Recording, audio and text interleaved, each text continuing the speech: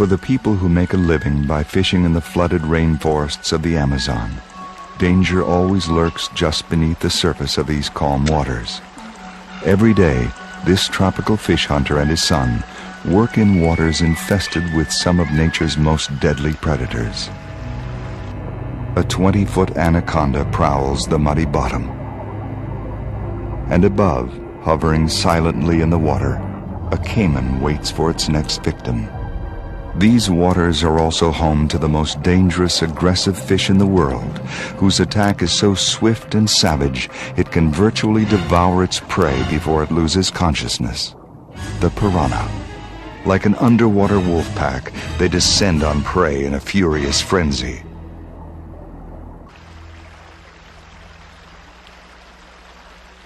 To the fisherman, the piranha with its razor teeth is just another casual hazard of life, of which there are many.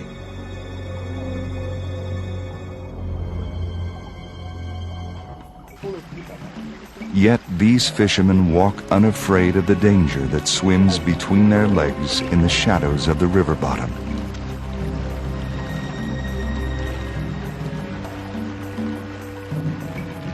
However, for most of us, piranha are like something out of a horror film.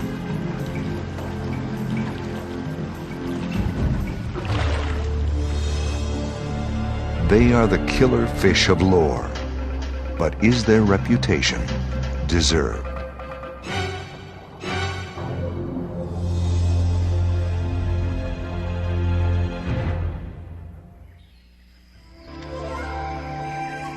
This is Amazonas, the region that encompasses northern Brazil and southern Venezuela. The rainforest here is largely undisturbed, and life goes on now as it did 10,000 years ago.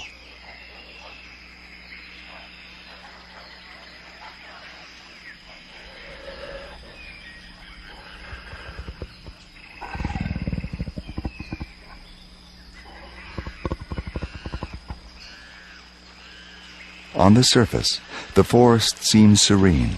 It is easy to be seduced by the gentle flow of water and by the endless grace of nature within the forest.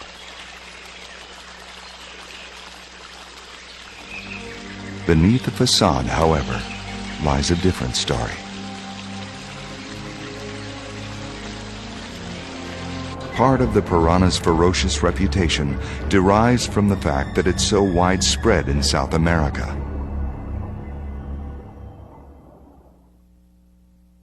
Brazil alone has 24 different towns, rivers, and mountains named Piranha.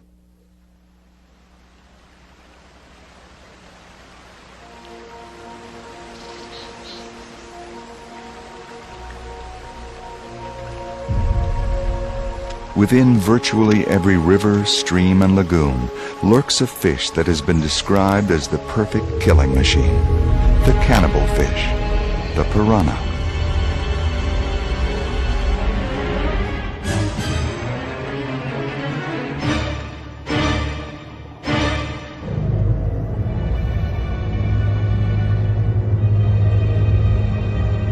The piranha has been an object of fascination since the first great white explorers who ventured into the Amazon returned with harrowing tales of the killer fish 200 years ago. They described the fish as the embodiment of evil, a swirling pestilence that devoured man and beast alike. The picture these men drew of the piranha was an ancient evil, one of biblical proportions, and to this day, it remains part of our collective nightmare.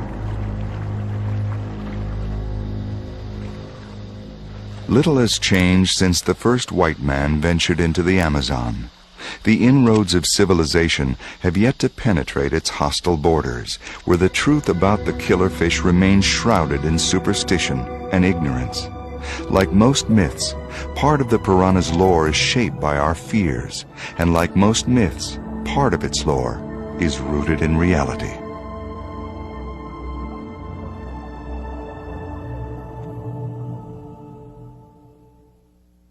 The northern Amazon basin, the area between the Amazon River and the Rio Negro in Brazil, and the Orinoco River in Venezuela, is a primeval vastness, in which time is everywhere and yet nowhere.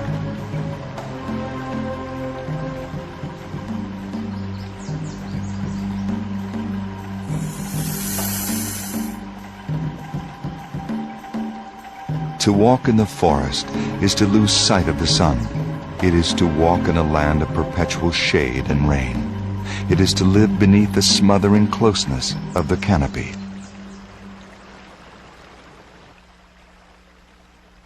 Yet people learn to adapt, and the Amazon is dotted with tribes of indigenous peoples who have coped with hardship for untold centuries. To the Pinari Indians of the Manipure region of Venezuela, the piranha is far less dangerous than other hazards that jeopardize life in the Amazon. In spite of the claim of early explorers that virtually every native in the Amazon had been maimed by the piranha, the Pinari have few such scars. To these people, to be bitten by a piranha is more a measure of stupidity than of bad luck.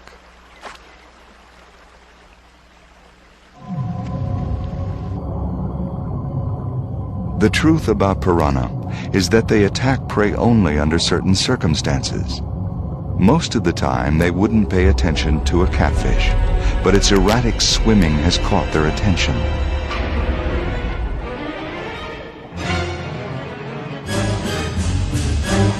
Piranha rarely attack healthy animals in free-flowing water.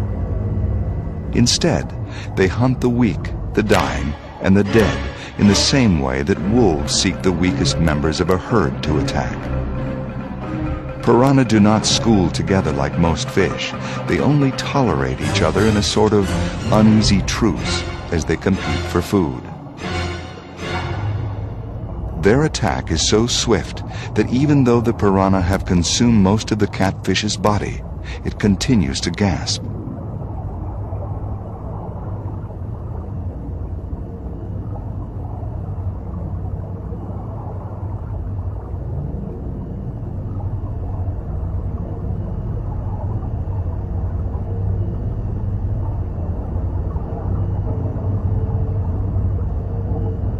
Soon, virtually nothing is left of the catfish.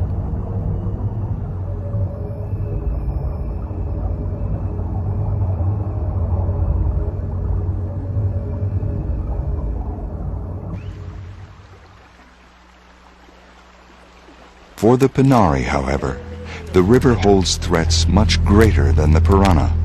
These men are hunting what they fear most in the water, the docile stingray. The stingray lies motionless on the shallow river bottom, usually covered with sand or mud, virtually invisible even in clear water.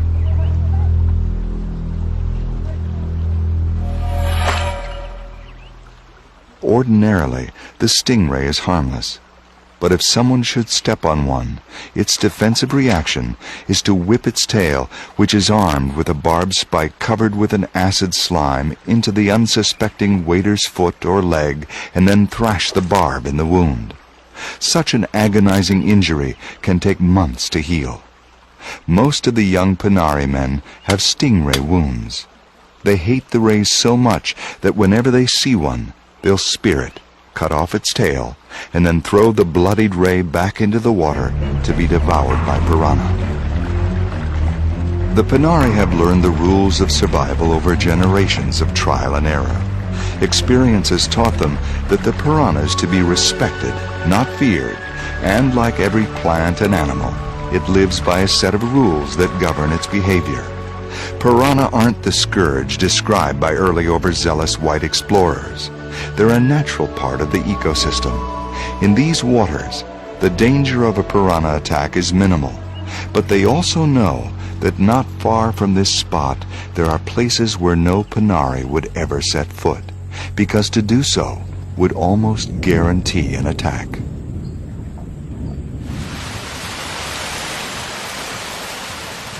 An old saying in the Amazon goes, "In the summer, it rains every day. In the winter, it rains all day." During the rainy season, the waters rise, flooding the basin. Forests, which were dry, fill with water as the rivers claim a broad empire.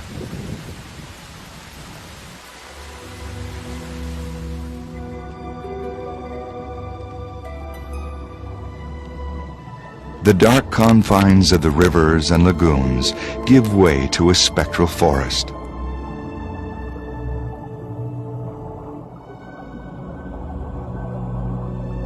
For the piranha, the lean, hungry days of the dry season give way to plenty as they range through the deadfall in search of prey.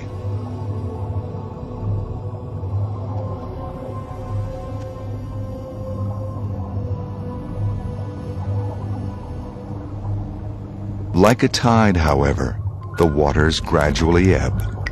While most piranha return to the river channels, many get trapped in shallow pools where they become easy prey for the hundreds of species of birds that live here.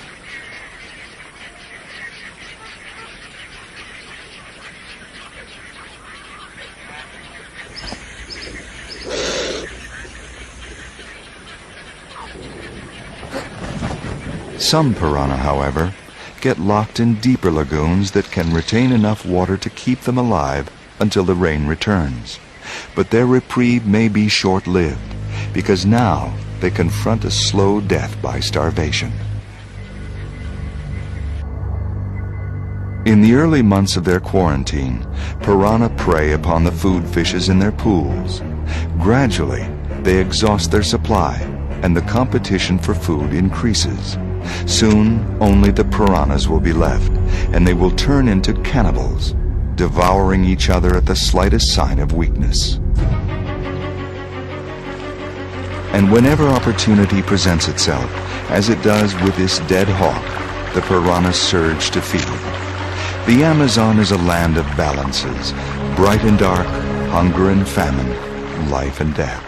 The misfortune of one is the fortune of another. There is no evil here, only good. That which seems cruel or savage is simply an efficient form of beauty without which there can be no hope for balance.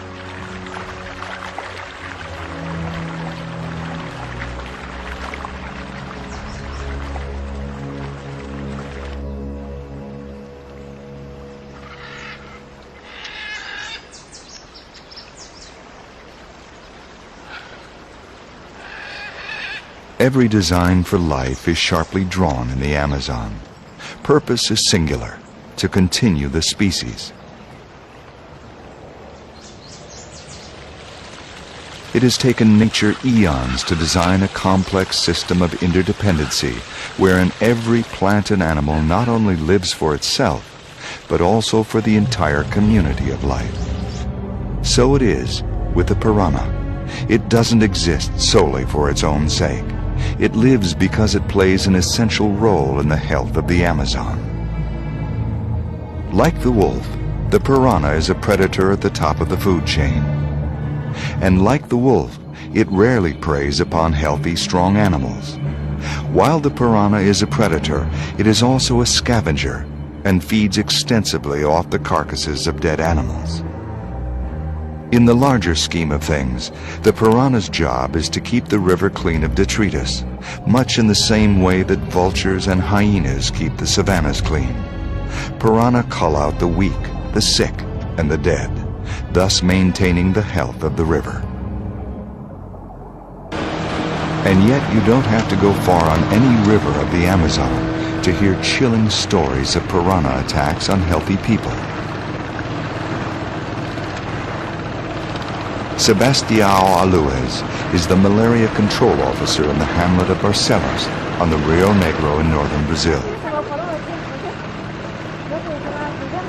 As a child, he was savagely attacked by a swarm of piranha.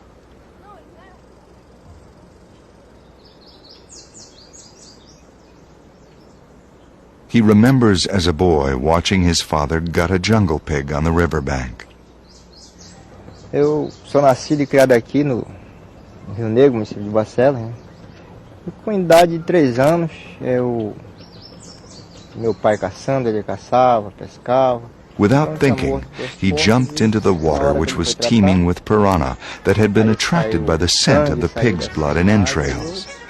The piranha attacked his mouth the moment he entered the water, and even though his father pulled him out within seconds, he would be heavily scarred for life. But incidents like these are isolated, for the people of the Amazon have learned not to swim with an open wound and to avoid cleaning fish or game in the water where they bathe. They've learned to be cautious, to literally look before they leap.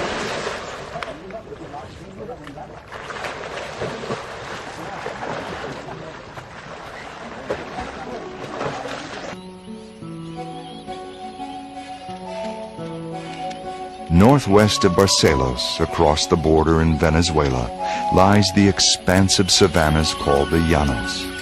At a distance, the Llanos appears flat and featureless, but it is a land of illusion, where water plants suddenly burst into flight, a land of intense beauty and magic. The struggle for life here is as intense as it is in the rainforest to the south.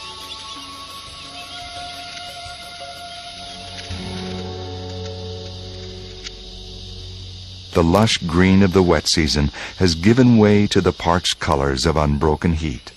A dry sea of high grasses extends for 250,000 square miles from the Andes to the west and the Orinoco River to the east.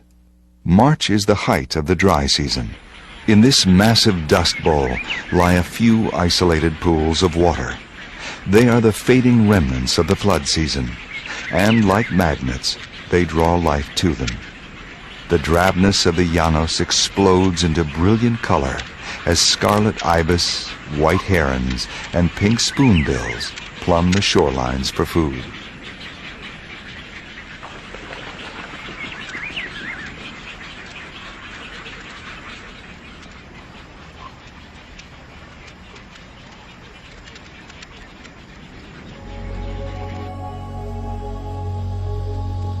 This lagoon is full of trapped piranhas. These piranhas are the most aggressive of all the species. The Venezuelans call them Caribes, named after a tribe of cannibalistic Indians that once lived on the Caribbean coast. The Caribe is one of 2 red-bellied species of meat-eating piranhas. It's a brilliantly engineered fish. Compact and muscular, the piranha's distinctive head shape allows for it to thrust its short, powerful jaws forward on the attack. The piranha's teeth are precisely occluded and so sharp that Indian weavers once used the jaws as scissors. These Caribe have exhausted their food supply, and there's nothing left for them to do except wait for the rains. Above this endgame struggle for survival, from dawn until dusk, the relentless sun continues to burn off water. Every day, the shoreline loses precious inches. If the rains don't return soon, the sun will slam close the gates to this death trap.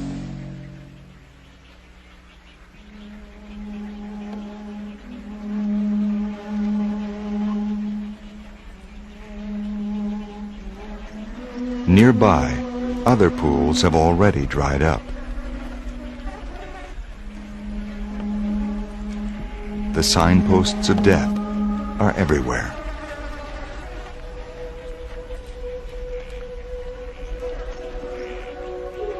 As the pool shallows, the heat exhausts the oxygen in the water. The water temperature is rising. Soon the water itself will smother life in the lagoon. There is nowhere for these piranha to swim. For them, relief will not come soon enough, and in 2 days either they'll become a meal for the thousands of birds that feast upon the dying fish, or their bodies will bake in the relentless Amazonian sun.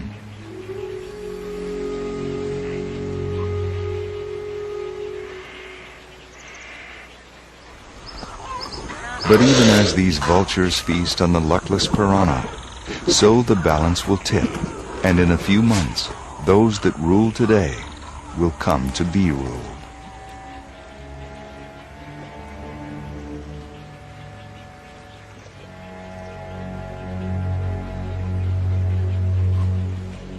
As the rainy season returns, The shallow bowl that was dusty llanos is now filled with water.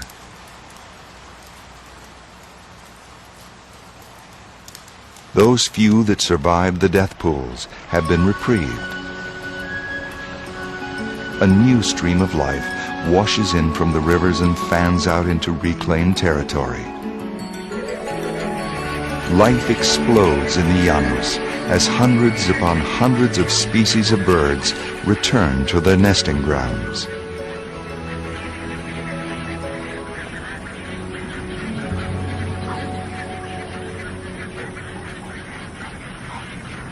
Herons and storks brood in nests that overhang the water.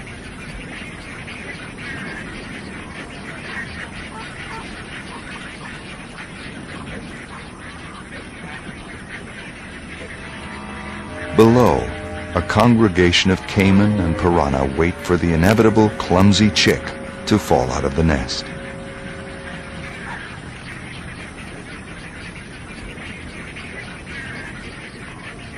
This young bird was nearly fully grown and ready to fly.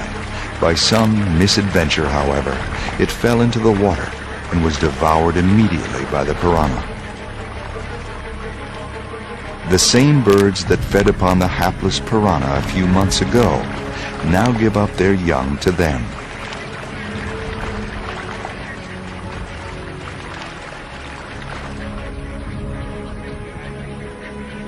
So the ledger balances as prey once again becomes predator.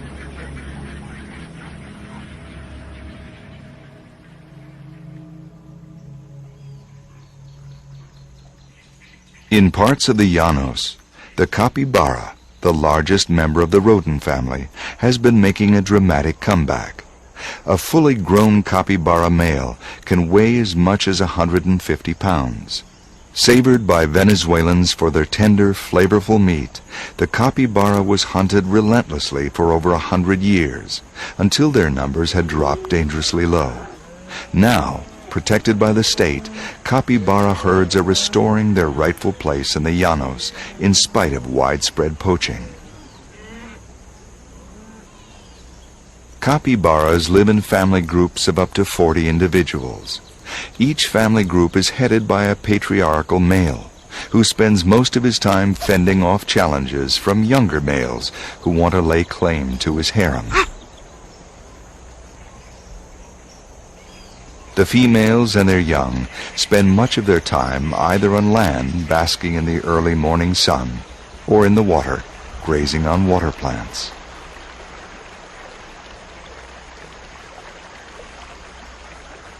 Eternally vigilant, they must watch out for the caiman that glides silently in their midst. Here, survival depends upon alertness. Carelessness, even for a second, can spell disaster.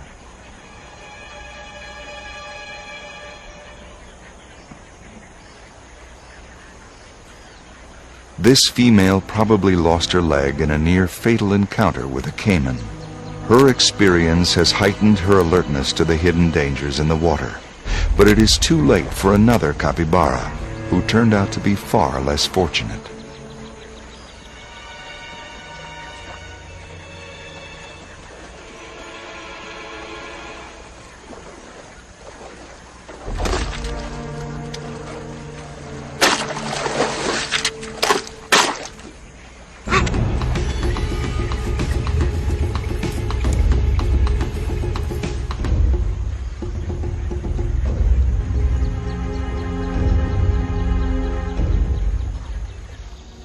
The capybara lives on the margins between two dangerous worlds.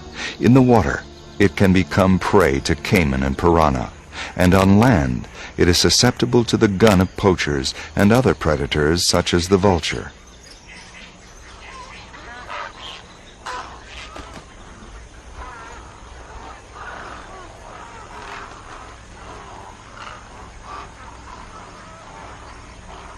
Vultures commonly prey on unprotected capybara young by pecking out their eyes.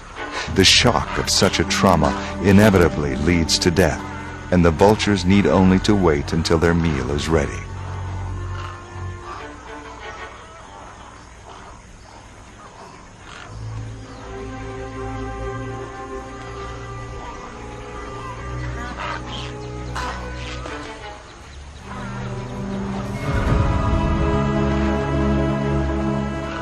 Nearby, capybaras watch as the vultures squabble over possession of the dead baby.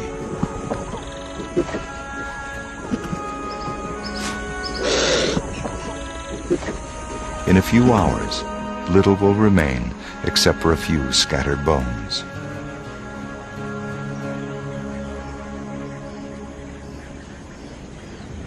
Not far away, a large satellite male has a gaping infected wound on his shoulder. The capybara has thick skin, which is normally its defense against crocodiles and piranha. But open wounds such as this are invitations to disaster. The smell of infection is already in the air, and it has not gone unnoticed. The omnipresent vulture is an eternally vigilant bird, and its presence is an indicator of death. Vultures fill the same niche on land as the piranha does in the water. They are nature's cleanup crew.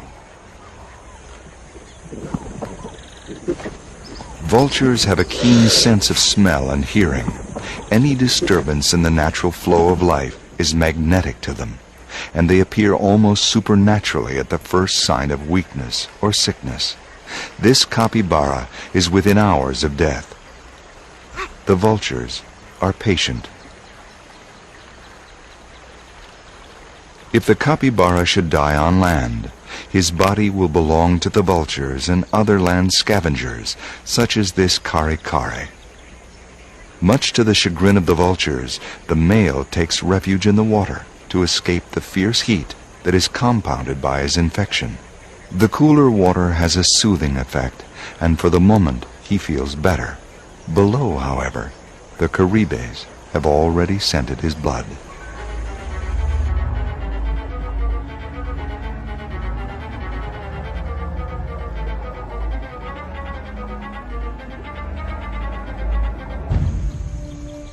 By mid-afternoon, the male has died. The smell of his death has already permeated the water, and fish have begun to swarm around his body. Unremitting and unrestrained, the feeding frenzy begins. First, the piranha eat their way through the wound. Within seconds, they excise a portion of the shoulder, allowing them to invade the body cavity, where first they attack the organs and then the musculature.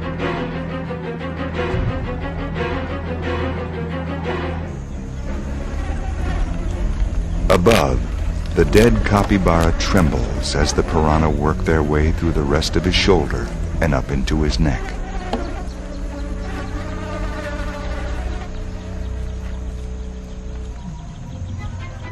A second species of piranha, the silver Serrasalmus irritans, also shows up for the feast.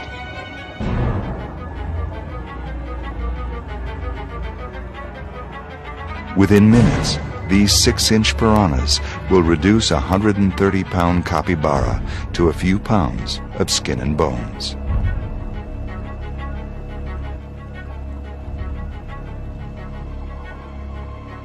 Three days later, the winds of the savannah blow the remains of the male capybara ashore. The piranha we know comes from the tales told by great white explorers who ventured into the Amazon in search of adventure and immortality. Men like Theodore Roosevelt, the 26th President of the United States, who described the killer fish as a swirling pestilence, feared by all who trespassed upon their domain. During his expedition to Brazil in 1914, Roosevelt wrote in his diary, "Piranha are the most ferocious fish in the world. They will snap off a hand incautiously trailed in the water. They mutilate swimmers. They will rend and devour alive any wounded man or beast. For blood in the water excites them to madness. The rabid, furious snap of their jaws drives their teeth through flesh and bone. The head, with its short muzzle, staring, malignant eyes, and gaping, cruelly armed jaws, is the embodiment of evil ferocity." Roosevelt's tales painted an indelible picture of the killer fish that endures to this day. But was his perception of the piranha accurate? Was it really the embodiment of evil, or was it a reflection of his sense of a mythic beast? The piranha lives in a dark world. Here, the sun is little more than a haze in the water. As a result, it has had to develop a way of seeing through its senses of sound and smell. These men are fishing the Caicara River in the Llanos in Venezuela. The fisherman splashes through the water as he stretches out his net to the opposite bank.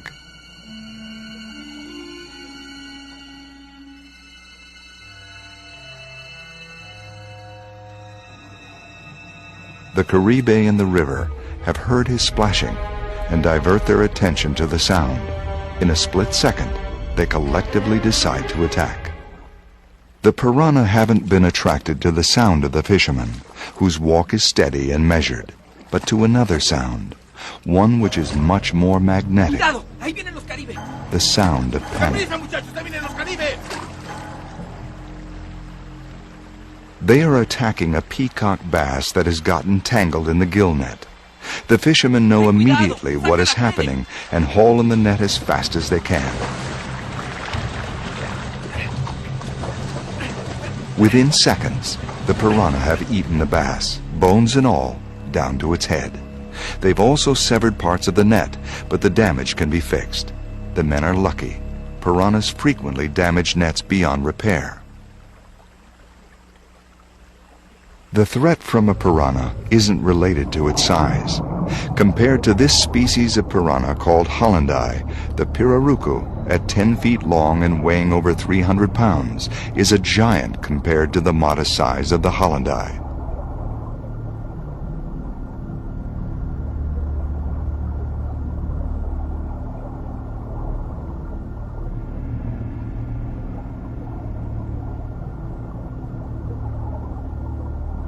Most piranha are small, no more than the size of a man's fist.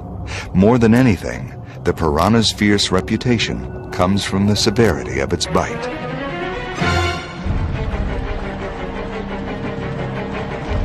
The piranha's mouth is made to bite chunks out of its prey. Most predatory fish seize their prey in their jaws and either lacerate or crush it. But the piranhas, like these red bellies, bite off their food in olive-sized chunks. While a single bite would hardly be life-threatening, the piranha swallows the meat whole and then bites again and again.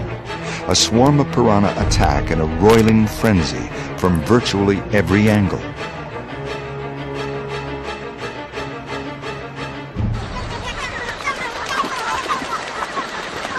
Yet the indigenous people on the upper Orinoco River let their naked children splash in the water while they batter their laundry on the rocks. If any sounds would be an invitation for attack, these would be. But attacks are almost unheard of here. Where is the bloodthirsty beast of legend? The so-called black is a giant among its peers. Less aggressive than its red-bellied cousins, the Rhombeus looks all the more menacing for its glaring red eyes. The largest of the meat-eating species, a fully grown Rhombeus, can reach a length of 1.5 feet and weigh nearly 10 pounds. Its jaws are so strong and its teeth are so sharp that it could amputate a man's hand at the wrist in 2 or 3 bites. There are about 35 different species of piranha, only 5 of which pose any real danger to humans. The majority of them, in fact, eat fruits, seeds, and vegetative matter. Those that do eat meat rely mainly on other fish, crabs, beetles, and an occasional frog or lizard. But it is the piranha of lore, the man-eater, that has captured the imagination of anyone who has seen one on the attack. In Venezuela, the Rhombeus has the outrageous nickname Capoburo, which means donkey castrator. Its name comes from the long-held belief that male livestock that must ford a river is in grave danger of losing its testicles to the piranha. The story is deeply embedded in the popular consciousness of the people. Stories persist of cattle drivers who will sacrifice a sick or old animal to the piranha in order to divert attention away from the herd as it crosses downstream. Scientists scoff at the idea that this practice was ever maintained and say the story is part of the lore of the piranha. Others swear they have witnessed the event. This archival footage from the 1930s shows cattlemen sacrificing a cow to piranha in the river while crossing their herd.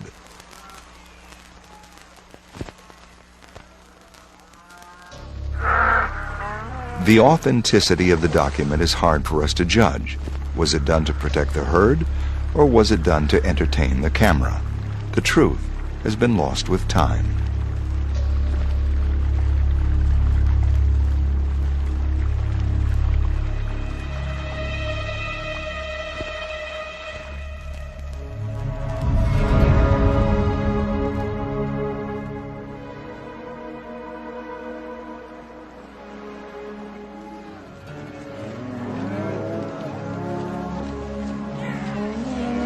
Today, piranha can still cause serious damage to horses and cattle, which is the major industry of the llanos. Piranha will often nip cattle on the nose as they try to drink, and while these bites aren't immediately threatening, any wound in the Amazon is subject to infection, and such bites can, in fact, lead to death.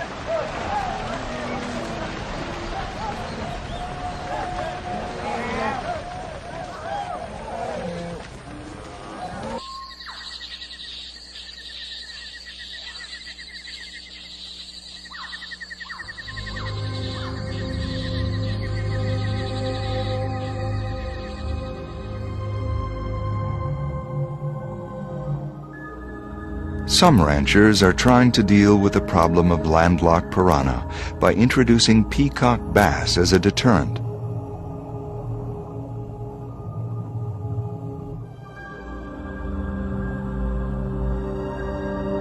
In a duel played out beneath the waters of the llanos, a piranha in the silver colors of a breeding adult guards its nest against an invading bass. As a predator, the peacock bass will attack and eat juvenile caribes. But once the piranha population matures, even the noble peacock bass has no chance.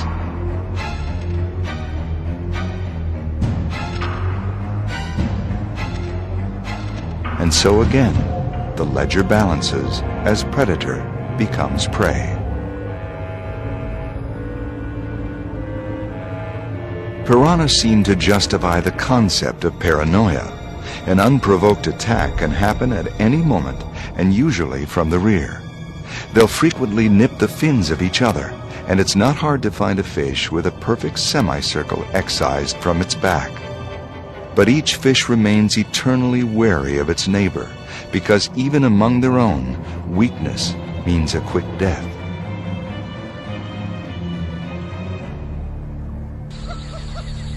Balances in the Amazon are subtle but critical. This bird is a jacana and is commonly found in the llanos.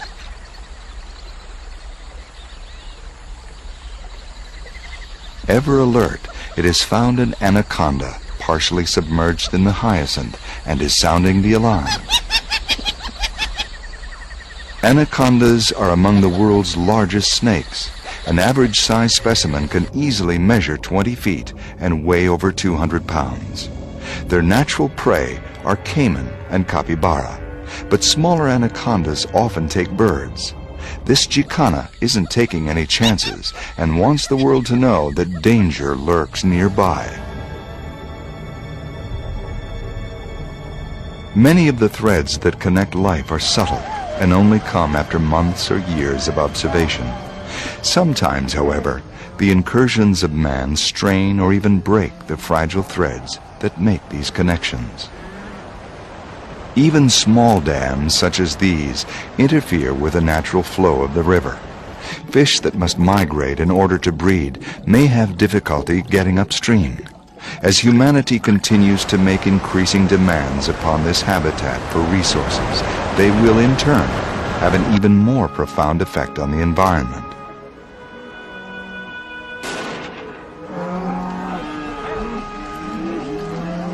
It's hard to predict how man's influence will affect the Llanos in the long run, but whatever the change, for better or worse, even the hated piranha faces an uncertain future.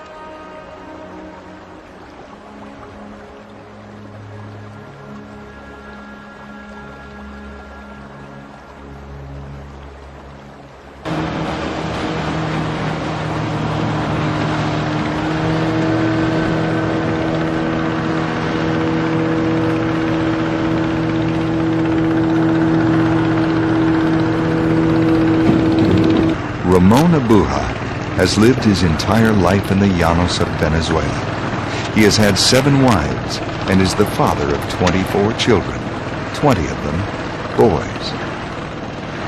Oddly enough, Ramon attributes his remarkable ability as a progenitor to the piranha. In fact, many men like Ramon attribute their sexual prowess to a bowl of piranha head soup. Similarly, just as many women have blamed their fecundity on that same bowl of soup, it is a widely held belief in South America that piranha soup is an aphrodisiac.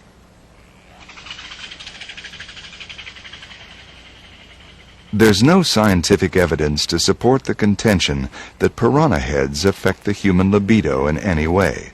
But when it comes to attributing root causes for sustained virility, either in the Llanos of Venezuela or in the rainforest of Brazil, piranha head soup is named most frequently as the main co-conspirator.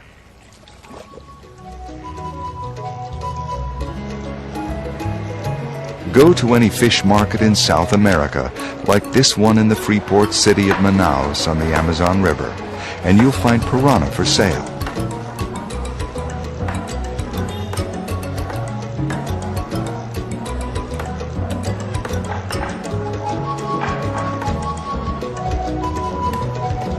They're a bony fish, similar to carp. The meat is mild and not particularly distinguishable. Piranha aren't popular as a food fish. There are many other fishes that supply a delicious, firm flesh as opposed to the meager pickings of a piranha. And yet, the piranha maintains a strong hold in the colorful mythology of the Amazon.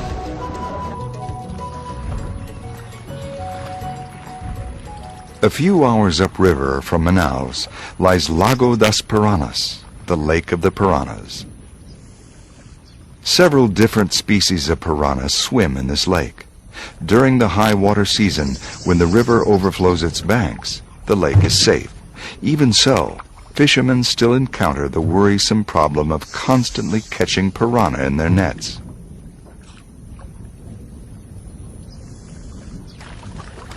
Years of experience has taught them how to dispatch the piranha quickly and efficiently, but not how to avoid catching them altogether.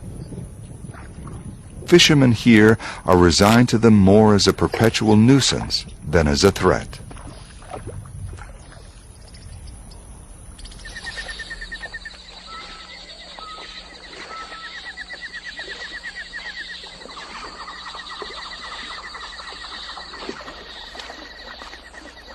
The piranha is a part of any person's life who lives along the waterways of the Amazon. These people are caboclos, homesteaders who carve out a simple living in the remotest reaches of the wilderness.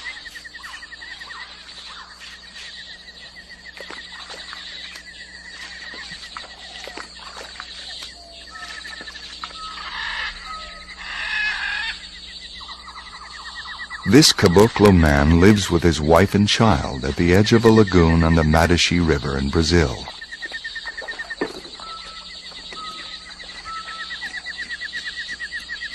He's caught a small caiman for dinner and is cleaning it out in front of his house. Caiman is an important part of the caboclo's diet.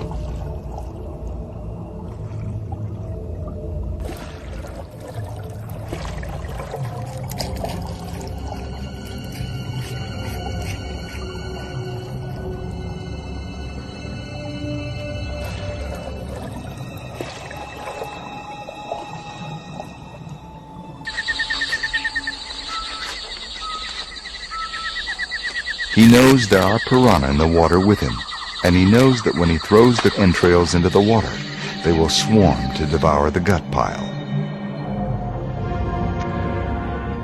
But these piranha, called pirambeba, aren't as aggressive as their red-bellied cousins. Pirambebas are cannibals and normally feed on themselves, but they can't resist a delicacy as inviting as fresh entrails.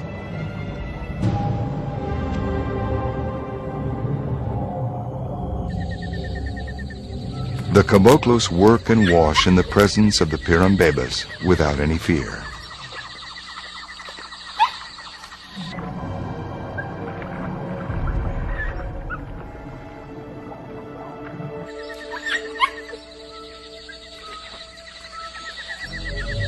The dangerous piranhas in Brazil called cajus look very much like the red-bellied Venezuelan caribe. These cajus don't live in Brazil.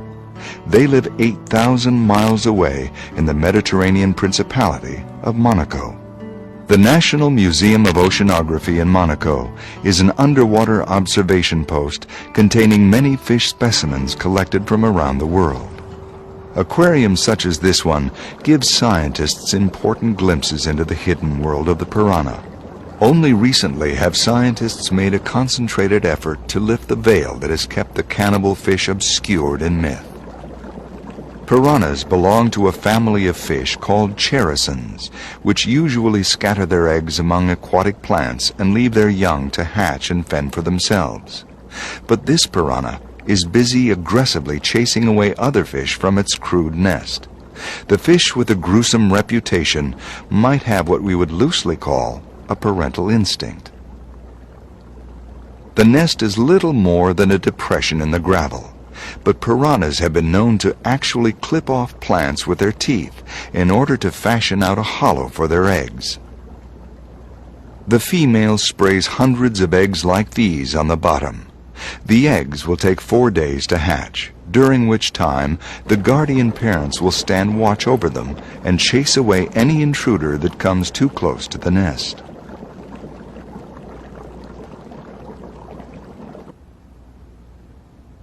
The eggs develop quickly, and within 24 hours of being fertilized, the basic structures of the fish are already developing.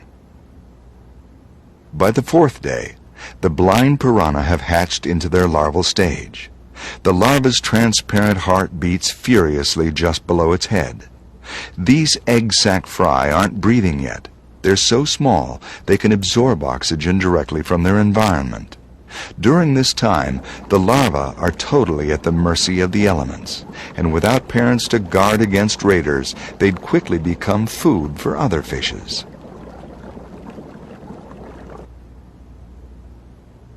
These remarkable close-ups show just how rudimentary newly hatched piranha are. They're still living off the nutrients within their yolk sacs. The lens of the eye is developing, but it'll be days before the fry can see anything. Day by day, the egg sac shrinks as the internal structures of the fry develop, but for now, they're still living off their nutrients. As the piranha larvae continue to grow, the parents keep a constant vigil on their behalf. They will not eat. Their purpose is to devote themselves entirely to the survival of the next generation of their species.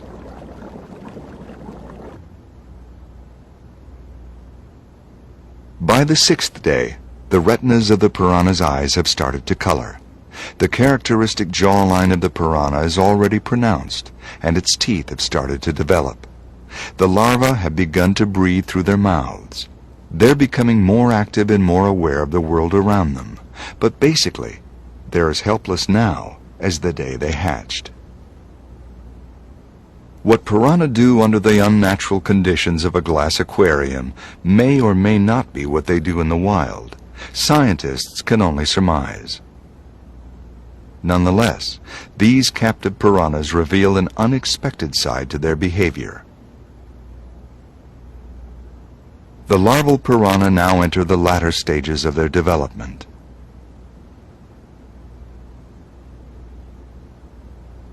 As each hour passes, they look more like their adult counterparts. Soon, they'll be on their own, and ready to disperse into the general population.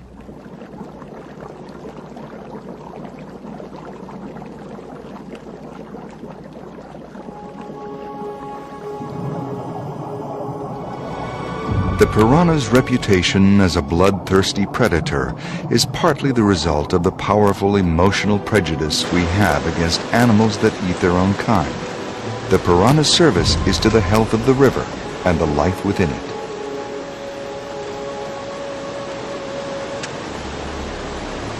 The strong mythology that surrounds the piranha colors our sense of what it really is. Like the wolf, the piranha frightens us because we feel threatened by what we perceive as an innate evil, when in fact we should admire it for the effortless way it fits into its ecosystem.